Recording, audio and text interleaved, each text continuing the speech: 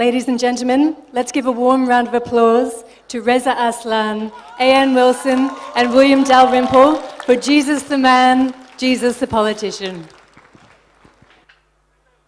Hang on, we've got some volume. So what we're going to do in this session is we're going to put rockstar Reza up on the podium and make him do his thing for 20 minutes on Jesus. And then we'll get Andrew to pick it apart. Okay, off you go. All right. Should I get up with this thing? All right. Why not? Okay. Wow. Hello, everybody. I'm going to talk very, very briefly because I'm very excited about getting involved in this conversation. I've been a huge admirer of A.N. Wilson for years and years. I don't want to make him feel old, but when I was like 16, 17 years old, I read his book about Jesus. I'm going to tell you a little bit about me, a little bit about the book, and then a little bit about why I wrote it, and then we'll get right to the conversation. I was born in Iran. I came from a long line of what I like to call exuberant atheists and lukewarm Muslims. We left Iran in 1979 after the Iranian Revolution, went to the United States. This was the early 80s. I'm not sure if you remember the early 80s. It wasn't the best time to be Iranian in America, as opposed to now when it's fantastic. This was the height of the Iran hostage crisis, and for a 7-8-year-old boy trying his hardest to fit in, I did everything that I could to divorce myself from my Iranian culture and my heritage, my religion. In fact, I admitted in a previous session that I spent a good part of the early 80s pretending to be Mexican. Yeah, it worked too. It worked too. I learned how to break dance. I did well. But I was always very deeply interested in religion. I mean, by the time we moved to the United States, we'd sort of scrubbed our lives of any hint of religion, and certainly of Islam. But for me, even though I had never had any kind of spiritual upbringing, there was something about my experience of revolutionary Iran and the childhood images of that revolution, the power that religion has to transform a society for good and for bad, that never left me. And it created this lifelong interest in religion and in spirituality that, as I say, I never really had an opportunity to really do anything about. And when I was in high school, when I was 15 years old, I went with some friends to an evangelical youth camp. And there I heard the gospel message for the first time, this profound, incredible story about the God of heaven and earth coming down in the form of a baby, of dying for our sins, that those who believe in him can also never die but have eternal life. I had never heard anything like this in my life. It was a transformative experience for me. I immediately converted to this very conservative evangelical brand of Christianity and spent the next 4 or 5 years preaching this gospel to pretty much everybody that I met, whether they wanted to hear it or not, frankly. Becoming a real Bible thumper. And when I went to university, I decided this is what I'm going to do for a living. I'm going to study religion. I'm going to study the New Testament for a living. And at that moment, I had this experience that so many people in my situation have, which is this sudden realization that pretty much everything that I thought I knew about Jesus was incorrect. That there was, in fact, a massive chasm between the Christ of faith, as I had been taught about him in my church, and the Jesus of history. And I suppose the best way that I could put it is that I became more interested in the Jesus of history. That the Jesus of history became more real to me, more appealing and accessible to me than the sort of celestial spirit with no concern for the cares of this world that I had been taught about in church. Instead, I became obsessed with this man, this poor, illiterate, Jewish peasant from the backwoods of Galilee who, despite all that, formed this movement on behalf of the poor, the marginalized, the weak, the dispossessed, a movement that was seen as such a threat to the authorities of his time that he was hunted down like a criminal, arrested, tortured, and executed for the crime of sedition. That man became somebody that I wanted to learn more about. And while I left Christianity, I continued my studies in the historical Jesus, and that really is the impetus for this book. Let me tell you a little bit about what the book is about and what it's not about, because there's a lot of misinformation out there about this book. Let me first tell you what this book is not about. This book is not about Christianity, because Jesus wasn't a Christian. Jesus was a Jew. This is a book about Judaism, and it's about first century Judaism. It is a book that attempts as much as possible to dig through the layers of mythology and theology, of creed and legend that have arisen over the person of Jesus, and to get as much as is possible to the man himself. Now, admittedly, this is an incredibly difficult thing to do. I mean, I'm certainly not the first scholar to tackle this. The quest for the historical Jesus is 200 years old. But it's a very, very hard thing to do, because when you remove the New Testament from the equation, when you remove the Bible from the equation, we know almost nothing about the Jesus of history. Basically, we know essentially three things. And even the word "know" doesn't work here. There's consensus among scholars about three things about the historical Jesus. Number one, that he was a Jew, and I know I've said that twice. I'll probably say it like 7 or 8 more times, because it is the most important thing to understanding who Jesus was, and it's the most important thing in separating the Jesus of history from the Christ of faith. The constant refrain that Jesus was a Jew.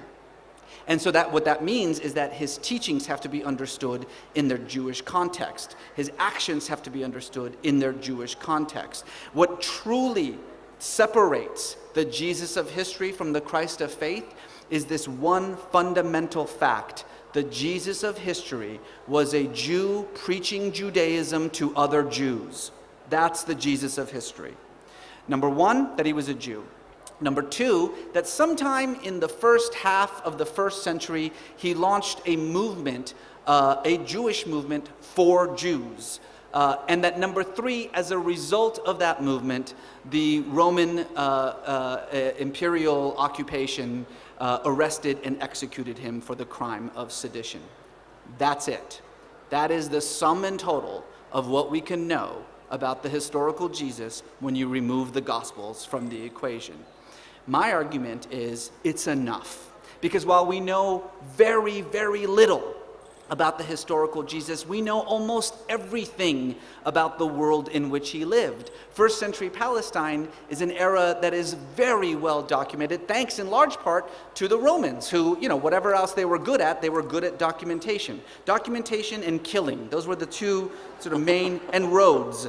Documentation, roads, and killing. Those are the three pillars of the Roman Empire. We know almost everything about the world in which Jesus lived. And so what I am doing is taking what little we know about Jesus, placing him in this world that we know so much about, and allowing the world to define him, allowing that world to fill in the holes. And then we go to the Gospels and we try to figure out what is more and less likely historically accurate. But the real sort of primary tool that I used to define who Jesus the man was the world in which he lived, and this belief that whatever else he was a product of his time. So that's what the book is about. Let me very quickly talk about why I wrote this book, besides, of course, my secret Muslim agenda to destroy Christianity. There's that, obviously. But beyond that, I had really two audiences in mind for this book. One I call sort of the faith-based audience. And really for the faith-based audience, or primarily the Christian audience, what I wanted to do was give them sort of the same experience that I had. You see, the fundamental paradox of Christianity is that Jesus is both fully God and fully man, that he is both those things at once. And I have to tell you that even when I was a Christian, it was almost impossible for me to maintain that belief in my mind, because the God part of Jesus always subsumed the man part of Jesus. It became impossible to think about Jesus as cold or scared or anxious or suffering, because in the back of my mind, I kept thinking, yeah, but he's God. So...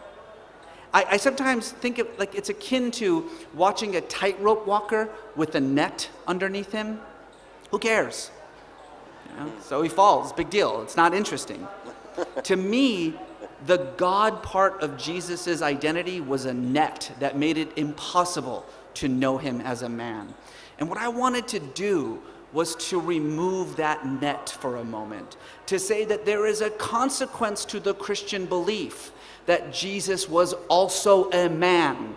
Because if he was also a man, whatever else he was, it means that he was a product of his world. And you cannot know who he was unless you know his world. And that's really what this book is about.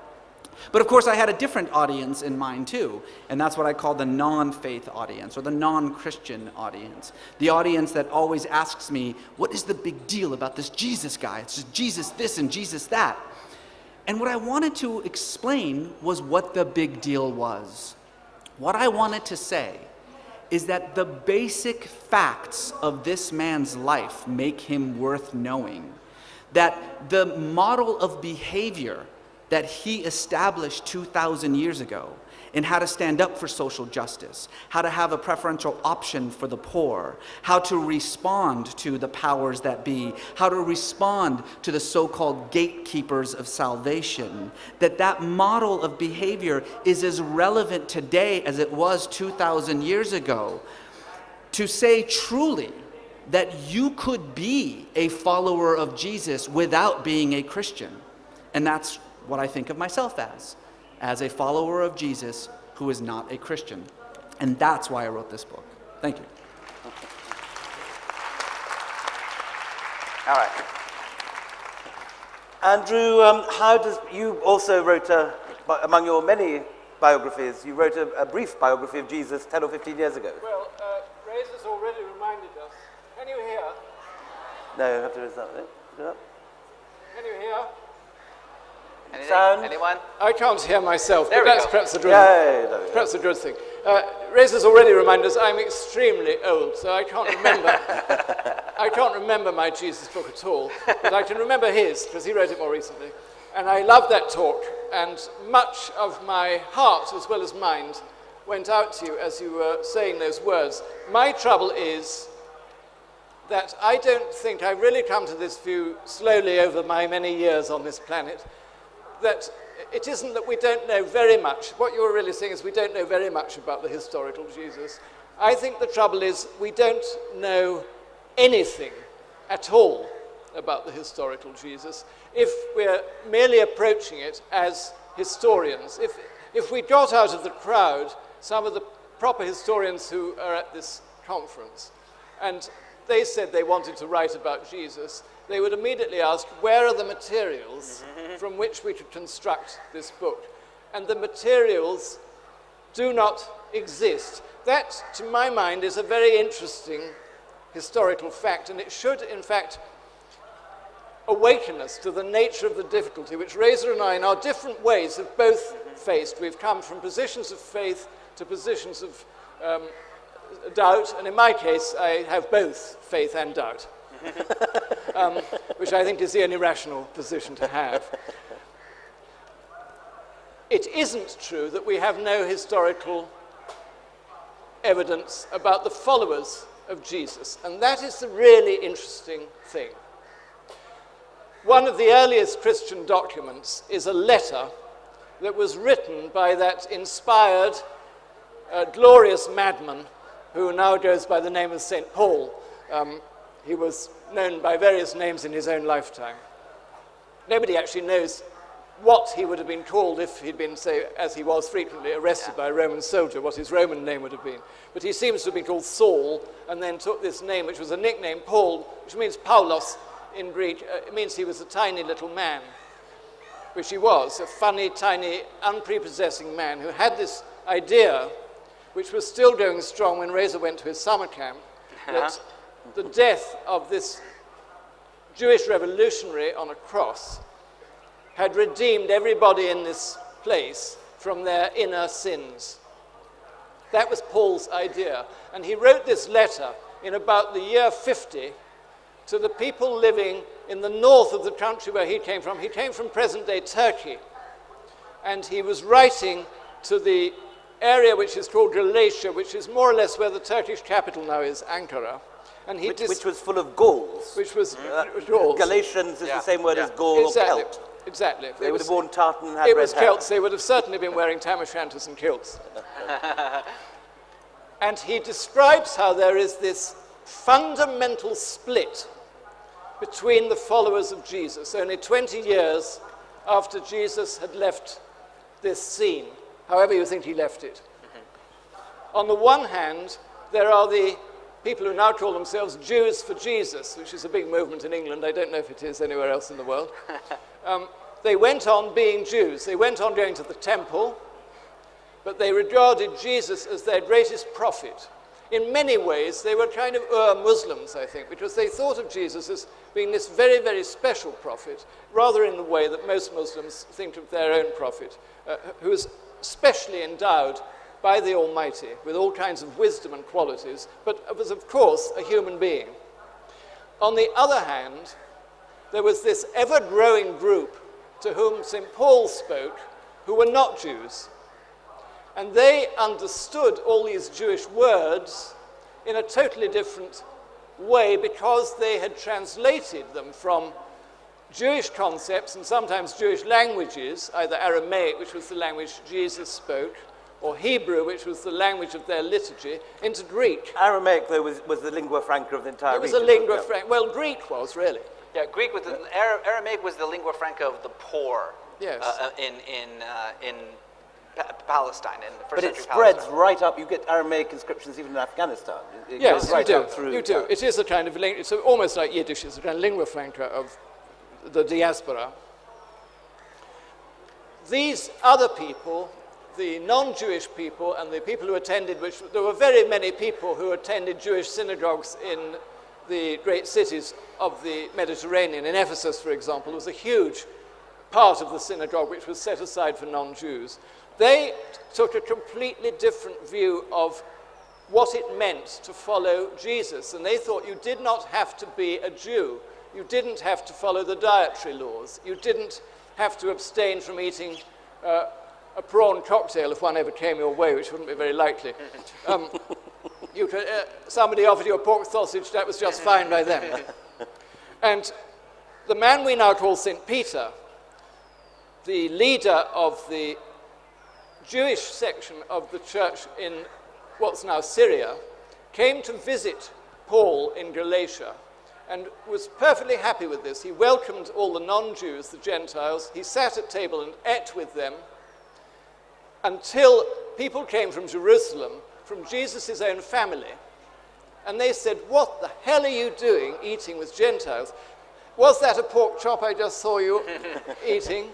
And what are you telling these people about circumcision, which was the great mark of being a Jew, as it is also, of course, of being a Muslim?" And Peter backtracked. Instead of saying, "I'm sorry, there's been a revolution within our movement and it's open for everybody," he backtracked and he said, "I'm sorry, non-Jews, you've got to circumcise your males and you've got to give up eating the forbidden meats and you've got to be proper Jews." Now, that to me is an absolutely extraordinary development, which eventually the Jewish side of things lost. Within 20 years, their temple had been destroyed, and the movement had become an almost entirely Gentile movement among the Greek-speaking people of the Mediterranean world. The question you then ask is, out of all that, because they then started to write down the memories which the people who'd known Jesus had passed on, the Gospels are not written down by the people who knew Jesus, they're written down by the next generation on, of people who'd known people who'd known. So you're one remove. And preceding the Gospels, as well as the early letters, you have the sayings of Jesus. You have the sayings which nobody knows whether they are accurate or not. Yeah. But in all Eastern countries, the tradition has been, and I mean, starting the East with Palestine or Turkey, if you have a great teacher, the followers tend to learn the teachings by heart. Of course, they'll get garbled along the way. This is where I'm so with Reza. What was it that was so distinctive about the teaching of Jesus, unlike the teachings, let us say, of very many of the Pharisees and Sadducees and other people at the time? there's a saying which is preserved in the first three Gospels, and it happens when John the Baptist, who was really the first person who introduced Jesus to the world, and it was John the Baptist's movement first within Judaism, he'd been put in prison, and he sent a message to the followers of Jesus to say, is this the one? Is this the person that we've all been waiting for, or should we wait for another one? What he meant was, is he the anointed one? The Greek word is Christ. The Hebrew word is Mashiach, or Messiah. And they asked Jesus, are you the Messiah? And Jesus in this saying replied, go and tell John the things you've seen me doing. He then lists the healings for which he had become famous. The lepers are cleansed. The blind receive their sight. Even the dead are raised. And this is one of those rhetorical lists when each thing that's mentioned becomes more amazing than the last. Okay, lepers, we could imagine being healed. Blind people getting their sight, fairly amazing. The dead coming back, who's going to believe that? But he's got one further trick up his sleeve, which is even more amazing than raising the dead. And that is, the poor have the gospel preached to them. The poor hear the good news. Now that sounds a little bit like the evangelical missionaries who arrived in India in the 1830s and thought everybody was going to be converted like Reza on his summer school because they'd heard this wonderful news. And so far, looking about one in India, you think possibly they were a little bit optimistic about thinking that was going to happen. Jesus was in fact saying something totally different, because there's another little fragment which must have some kind of revolutionary core of truth, because it's so unlike anything else in the literature of the ancient world. A young man who's said to have come up to him and said, what can I do to join your movement, and what can I do to inherit life eternal? And Jesus is said to have replied, it's easy. You simply obey the Jewish Torah. And he recites what all Jewish boys have to recite, and which pious Jews to this day, some of them even have it written on their foreheads, but they put it on the door of their house, the Shema Yisrael. Hear, O Israel, the Lord thy God is one God, and thou shalt worship the Lord thy God with all thy heart and with all thy mind and with all thy strength. The second is, love your neighbor as yourself. And the young man says, I'm doing all that, so I'm saved. Is that all right? And Jesus says, there is one thing that you lack. Go and sell everything you possess and become a poor person and live among the poor. Nobody had ever spoken in that way in human history. And that's what makes me believe that it must have an authenticity about it, which is quite unlike some of the other stories you might read in the Bible. Because what Jesus was saying in that great list of go and tell John, he wasn't saying the poor were lucky enough to have a middle-class person coming and telling them how to live. He was saying that the rest of us, those of us who are burdened in this life by riches, either intellectual riches or the riches of this world, cannot see God or understand the things of God until we become dispossessed and until we learn from the poor. It's the poor who will teach the rest of us and not the other way around. And that surely is about as revolutionary as you can get. We were asked to be talking about Jesus and his politics. Just to break in there, I mean, implicitly Andrew has agreed with a lot of, I mean, he's agreed openly with a lot of what you said, but by, in a sense, taking the Gospels as historical documents in the way that you have been doing, you're implying, and just to be devil's advocate, that these are actually quite serious historical evidence, that the Gospels, though written by people who belonged to this movement, who weren't eyewitnesses, for the first century, 4 documents which agree in broad swathes with each other. There are differences, but 3 of which agree very closely. The 3 synoptic Gospels giving very similar accounts of Jesus' life, dating from probably the earliest, no more than, 40 years? 70. Yeah. 70 years no, after. so the year 70, so about 40 years. They 40 all, years, 40 they years all come after the temple has been destroyed, because that's they all very have important, yeah. descriptions Yeah. of the temple being destroyed, which it's the only historical event in the Gospels. Right. It's actually an event which is in history, in the future for them, in history for you who are reading the book. But it's, I mean, for the first century, that's not bad. I mean, if you look at documentation for Roman Britain. There's only Tacitus. For, Yeah. for, yes. and it's, No, it's not bad. But I think that I don't want to make it sound as though I am completely dismissing the Gospels and saying that there's no historical kernel that can be drawn from them. For more than 2 centuries now, the tools have been in place for scholars to look at the Gospels and to try to figure out what in them is more likely historically accurate, what isn't.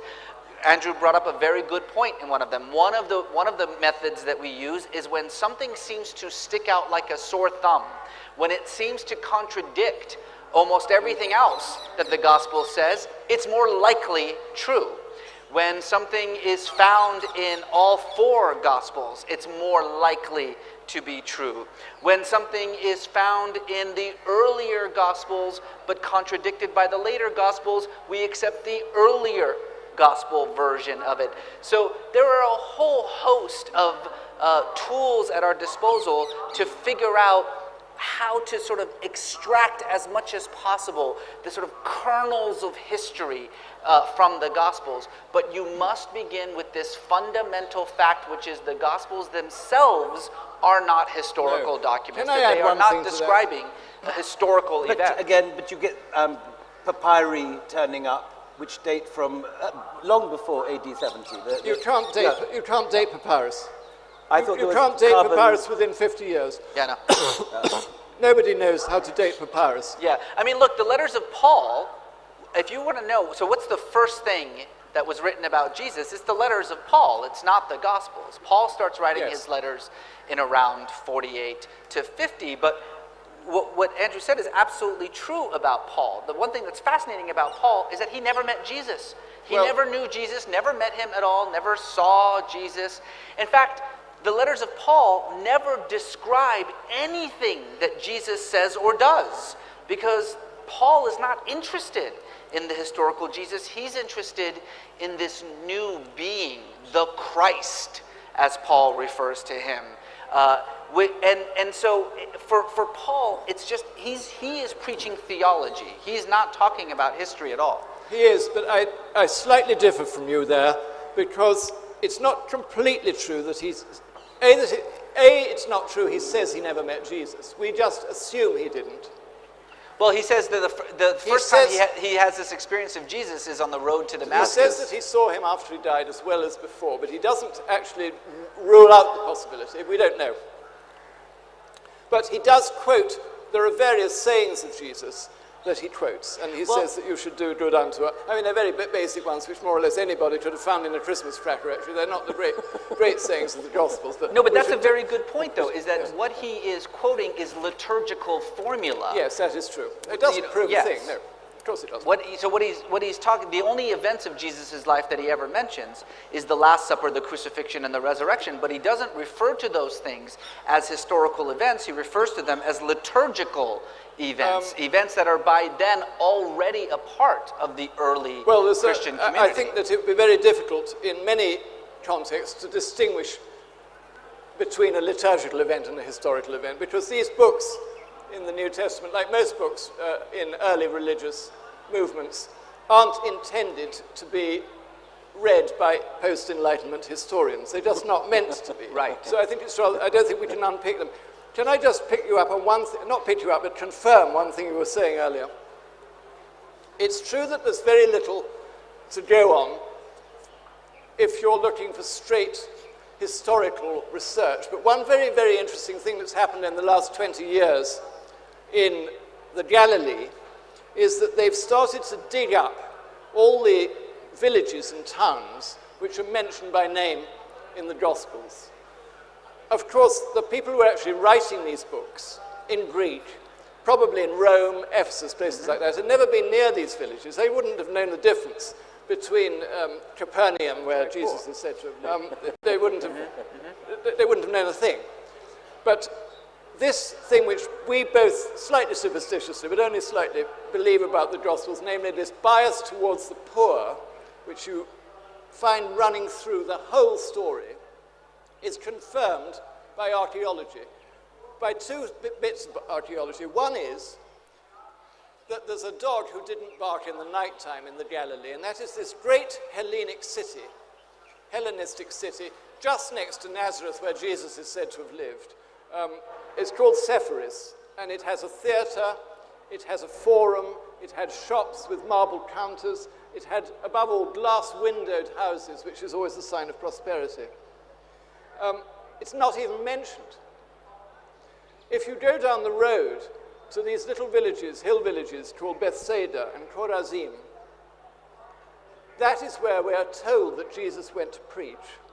And there'd be no point in somebody in Ephesus making up the fact that he'd gone to preach in Bethsaida. They didn't know where it was. So it must have just been part of the oral tradition that was carried on. In there, they haven't found a single fragment of Roman glass. It's a place where really poor people lived.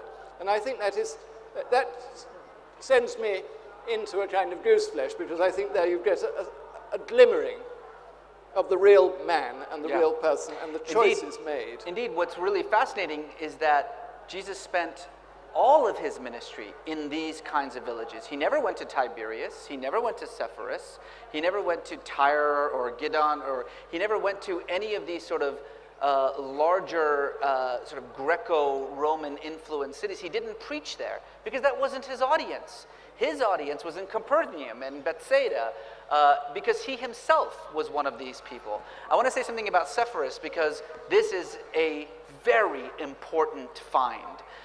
When you go to Nazareth today, Nazareth is a hillside village, and if you stand on the hillside village of Nazareth and you look down, there is Sepphoris, this gigantic, well, by Galilean standards, gigantic urban metropolitan city, at the time the largest city in the Galilee, the seat of Herod Antipas, the tetrarch of Galilee. And what's fascinating is Jesus was very likely born sometime around 4 BC. At around 6 AD, so when Jesus is about 10 years old, a revolution erupts. Not in Sepphoris, but it involves Sepphoris. A revolution by this revolutionary zealot by the name of Judas the Galilean. And as a result of that revolution, Rome enters Sepphoris and burns the city to the ground, kills every man, crucifies some 2,000 men at once, and sells all the women and children into slavery.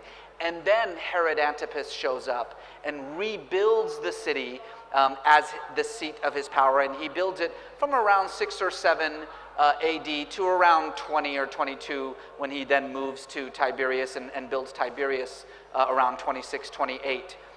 What's fascinating about this is that if the Gospels are right in calling Jesus a tekton, which we, I think, mistakenly refer to as a carpenter, tekton doesn't mean carpenter, it means a builder, somebody in the building trade. And that's an important thing to understand, because carpenter has these sort of middle class connotations, like he has his own store, you know, and like people knock on his door and he's like, oh, what can I do for you today? I'm building a table. No, that is not what tekton meant. Tekton meant a day laborer, meant an artisan. A tekton would travel from village to village looking for work, looking for things to build, which he would do for pennies a day. He was an itinerant worker.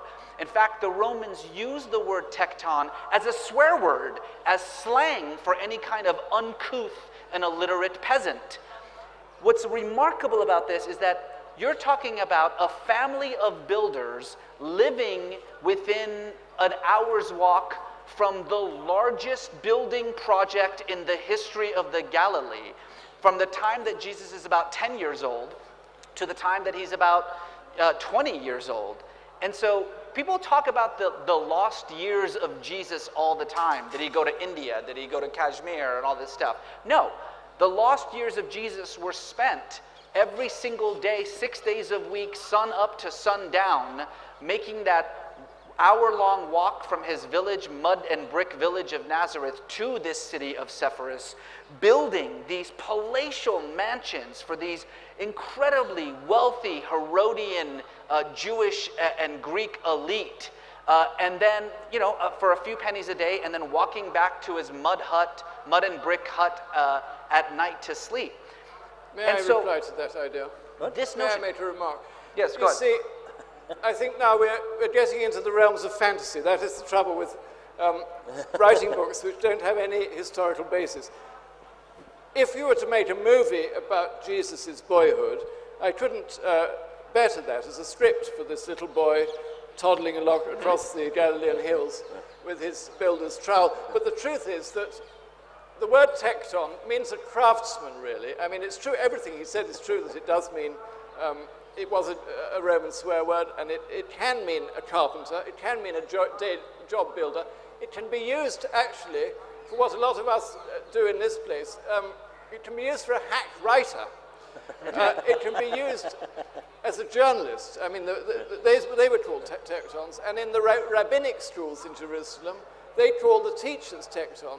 So, I mean, it is possible that when Jesus was described by the second generation who wrote down the Gospels as a tekton, we have our pictures, like the Victorian painters who showed him in the carpenter's shop, stretching his arms, and then there's a beautiful shadow against the wooden beam at the back. We think of him as a carpenter. It's possible his friends, somebody's chanting out, I think that is your friends, the Muslim Brotherhood, Yes. drown us out. But it's possible that the word tekton meant rabbi, and that Jesus, far from being the illiterate peasant that you described, was in fact a rabbi. He's frequently called rabbi in the surviving documents. I think it's possible, but it's unlikely. And it's unlikely for a very important reason. First of all, let's We're understand. beginning to have a divergence. Let's here. talk about the world in which Jesus lived. When I say that his world is the only thing that we can use to define him, the village of Nazareth is so small, so insignificant, its name does not appear on any map before the first century, to the point that many scholars believe that the village of Nazareth never even existed. This is a town without a road, without a bath, without a synagogue, without a school. The people who live in Nazareth are the poorest of the poor. The idea of Jesus' literacy is a very important one, but you have to understand that by most scholarly estimates, somewhere between 95 and 98% of the Jews in the first century Palestine were illiterate. That doesn't make Jesus stupid. I mean, I think there's this idea that literacy and intelligence mean the same thing. That may be true in the modern world, but it did not mean that in Jesus' time. And so it is more likely that a man whose every focus is on the poorest of the poor, whose fundamental conflicts are with not just the Herodian elite, but also the religious elite, whose ministry is predicated on this one simple issue that Andrew said very, very clearly, that it is the poor who shall inherit the kingdom. That indeed, his entire conception of the kingdom of God is about the reversal of the social order. And this is very important because we sometimes get focused on the beautiful aspects of the Beatitudes. You know, blessed are the poor, for the kingdom of God is theirs. Blessed are the hungry, for they shall be fed. Blessed are those who mourn, for they shall rejoice. And that's beautiful. But Jesus doesn't stop there. He keeps going. Then he says, woe to the rich, for they shall receive their consolation. Woe to the fed, for they shall go hungry. Woe to those who rejoice, for they shall mourn. The first shall be last, the last shall be first. What he is describing is not some utopian fantasy where everybody hangs around and, you know, everyone's the same. He's talking about a chilling, frightening new reality where those on the top and those on the bottom switch places. And I think that is more than anything a reference to the kind of man that he himself was. I'm sure that's true. And there's a famous story he told of two men dying. The rich man had gone in each day to his house, and he'd passed this poor beggar at the door. The rich man is just called rich in Latin, Dives, and the poor man is called Lazarus. And when they die, it is the poor man who is taken into the bosom of Abraham and goes to heaven. And the rich man is so desperate, he's leaning forward and saying, "Oh, please, Lord, oh, please, God, let Abraham give me just a little drop of water." And he is denied even a drop of water in the afterlife. Jesus isn't saying, you were so selfish as not to feed that man. What he's saying is that the poor man understood and was wise enough to have the wisdom which would eventually lead you to enlightenment and heaven. whereas the rich, with all their clutter of preoccupations, couldn't do it. What interests me about this title, because we were given the title of Jesus and his political, is how very little anybody within the great Christian movement, which became the Christian church, took any notice of this obvious and central teaching. Really, and for 1,000 years, I wrote a book quite recently about Dante, and there's a beautiful passage in Dante where he says, for 1,000 years, holy poverty, whom he imagines as a woman, had received no lover. Her lover had left, i.e. Jesus, and it was only when St. Francis of Assisi came and saw that this was absolutely central, and then another 1,000 years practically go by after St. Francis of Assisi, and the first person to put the teachings of Jesus into a political context did so not in England, not in Palestine, but in India. And it was Gandhi, inspired by the teachings of Tolstoy and his interpretation of Christianity, who actually believed this stuff, who actually gave up his life as a rich, or potentially rich, Middle Temple lawyer, as Churchill so disgracefully and scornfully called him. He donned a loincloth and a begging bowl, and he went round and became a poor man. And it was that fact, almost alone, which began to galvanize the following behind Gandhi in India, and it grows completely directly out of the things that we have been talking about. Reza, we're beginning to run out of time. Can you just talk a little bit about the Zealots, the political movement? Yeah. Well, of see, your title. the title of this is very interesting because people often will say, oh, I see, you've written a political biography of Jesus, as though there is any difference between religion and politics in Jesus' time. I don't mean to say that they spoke the same language or existed in the same sphere. What I mean to say is there was absolutely no difference between religion and politics at all in Jesus' time. In other words, every seemingly religious word that came out of Jesus' mouth had very clear and unmistakable political connotations to it. For instance, I am the Messiah. As we've said already, the Messiah means the anointed one, the descendant of King David. The principal task of the Messiah is to recreate the kingdom of David, to usher in the kingdom of God. If you're calling yourself the Messiah, if you are saying that you are here to usher in the kingdom of God, you are saying you are here to usher out the kingdom of Caesar. And that is a treasonable offense. And indeed, everybody that we know of who said, I am the Messiah, and we know of a lot of them. This was an era that was full of messiahs. I write about 6 or 7 or 8 of them in the book, was killed for saying those words, including Jesus. And so you have to understand that the world that Jesus lived was a tumultuous, politically charged world, a world of apocalyptic expectation, where one by one these charismatic leaders arose, promising deliverance and liberation for the Jewish people, which is the role of the Messiah. And one by one, they were cut down for doing so. In this time, there was this particular movement, a movement called zealotry, in which, and zeal itself is a biblical concept. It's an ancient biblical concept. And those who espouse the zealot principles, I don't mean the zealot party, which would come much, much after Jesus' death, but zealot principles really believed in the promise of Deuteronomy, that this is a land that God set aside for his chosen people and nobody else, and that the Roman occupation was an abomination, and that the priestly temples and their corrupt and inept sort of marriage with the Roman occupation made them an abomination, and that the role of the Messiah was to cleanse this land of the priests and of the Romans and to renew the nation of Israel.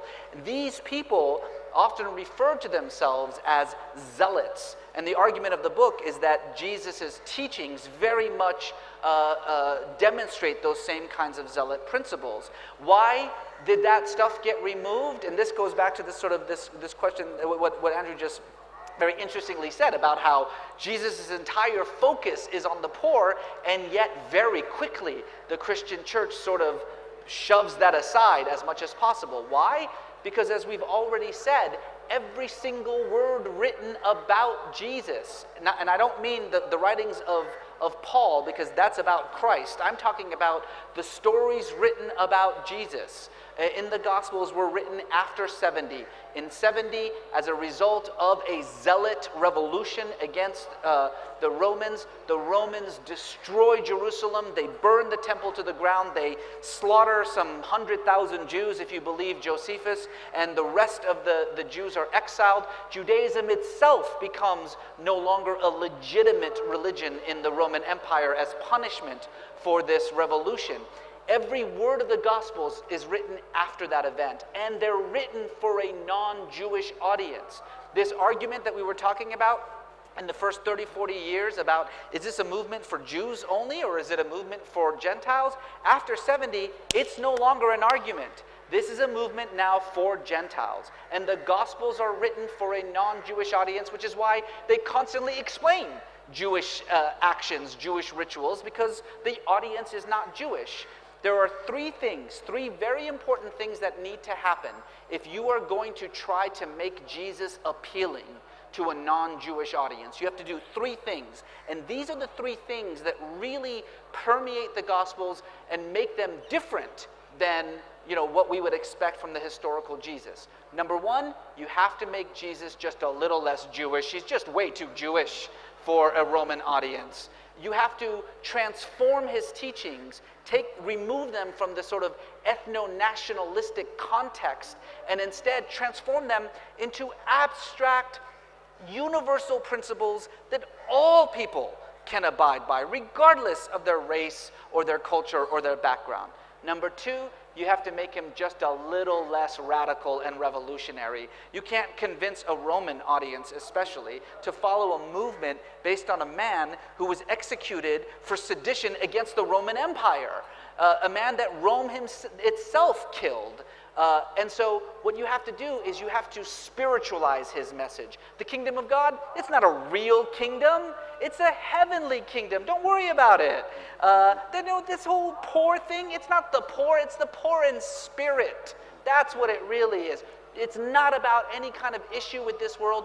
Jesus doesn't care about this world. The only world that he cares about is the world to come. There's no political ramifications to this message. And number three, and most devastatingly, what you have to do is remove all blame from Rome for the death of Jesus. It wasn't Rome that killed Jesus. It was the Jews that killed Jesus. And in fact, Rome, poor Pilate, he tried everything he could to free Jesus. I mean, Pilate is such a sensitive soul that he just knew that Jesus was innocent. But those Jews twisted his arm and forced him to kill Jesus, even though he didn't want to, which is utter nonsense. But what that does is not only, yes, it is nonsense. What that does is not only does it lead to 2,000 years of Christian anti-Semitism, but what it does is it proves the first point, which is that Jesus wasn't really a Jew. In fact, he was so not a Jew that the Jews killed him. And it was the Romans who believed in him, the centurion at the cross who believed in him, Pilate, who in the Gospel of John actually thinks Jesus is God. That is what creates the gospel message. That's why Christianity is born. And that's why Christianity and the Christian conception of Jesus based on the Gospels bears such little resemblance to the Jewish movement that this Jew was preaching to other Jews. Andrew? Well, I think I agree with the first bit. Then once again, I felt myself sailing into the realms of fantasy. When two people talk about Jesus, immediately you get disagreement. It's been happening throughout Christian history. I think the extraordinary fact, and it is a fact, as my mentioning of Gandhi shows, and as more recent history in South Africa shows, is the power, the sheer potency of this radical idea that we've been talking about. I think that when Reza starts talking about Jesus belonging to the Zealot party... No. He doesn't belong to the Zealot party. The Zealot party starts in the year 66. It belonged to him. But zealotry was a widespread phenomenon that he shared. The point is we don't know anything. And we don't know that much about these political movements in first century Palestine. It's certainly true that the Romans appear in the Gospels because they had censors, like all autocracies and tyrannies, and anybody who read a Gospel which contained a bullying Roman soldier or a very bad Roman governor would have been in prison. So, of course, I agree with you about that. And, of course, the Romans are brought in. The Roman has even built the synagogue at Capernaum where Jesus preaches. But, and obviously that is as much fantasy as what Reza has been saying. But what I think is absolutely true is that these ideas, whatever you may believe about the origin of them, have this power to transform lives, as they did to you on your summer school, but also to transform societies. And I think that when you think of the story of Nelson Mandela, for example, he began as a zealot. He began as a man who believed in the power of violence to bring about political change in his prison years, and he was entirely soaked in Christianity in his early youth and in his upbringing, whatever his later positions in relation to theology were. It was the high church monks from Yorkshire in England who had taught this doctrine of holy poverty and pacifism, which ran through the African National Council's debates about should they have a violent revolution or should they do passive resistance in imitation of Mahatma Gandhi here. And that debate goes fundamentally back to the politics of Jesus Christ, in my opinion. And if he'd come out of prison and said, now is the time to raise violent revolution, there would have been a civil war in South Africa. It was because he was brave enough to abandon his early stance and belief in violence that Nelson Mandela was the very great man he was. And I believe he was actually embodying, as was Gandhi and as was Francis of Assisi, the original gospel of Jesus Christ.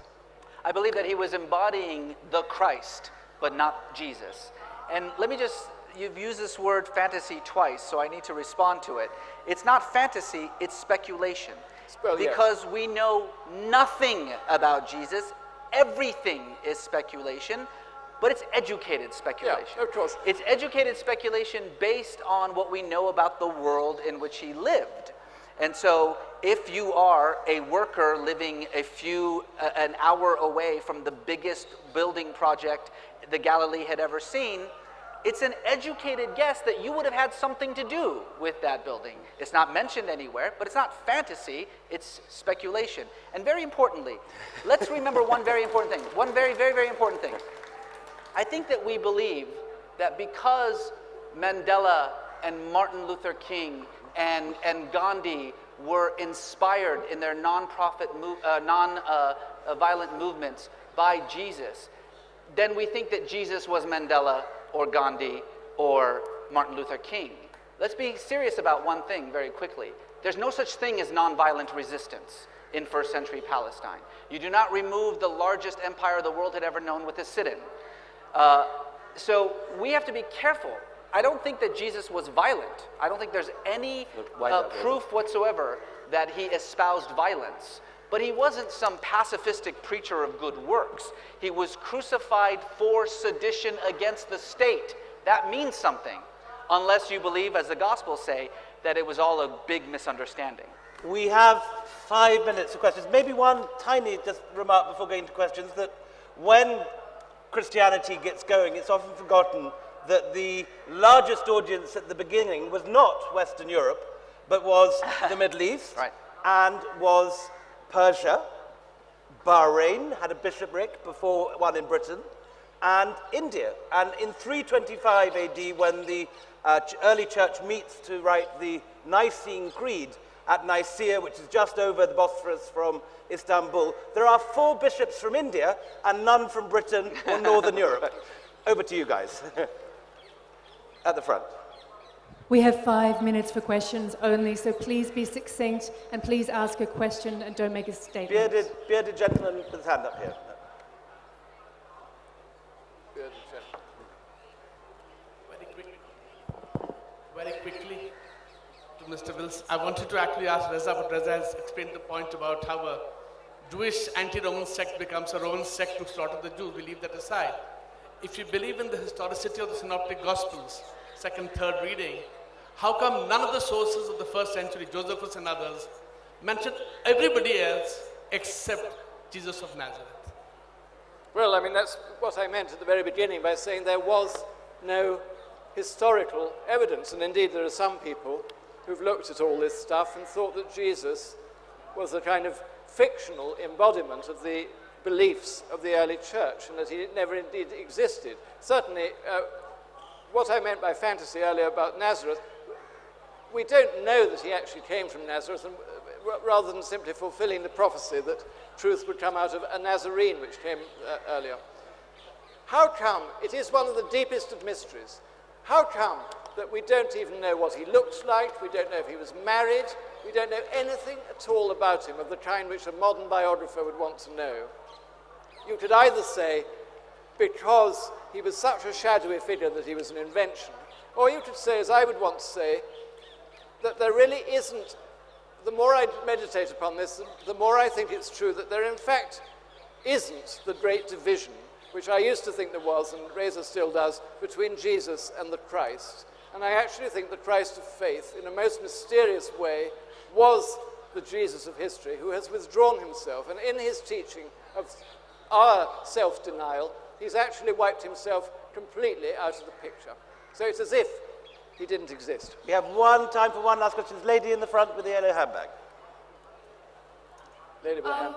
So my question is about, so you have, the gospel writers were historians of their time, in a sense, with their own narratives.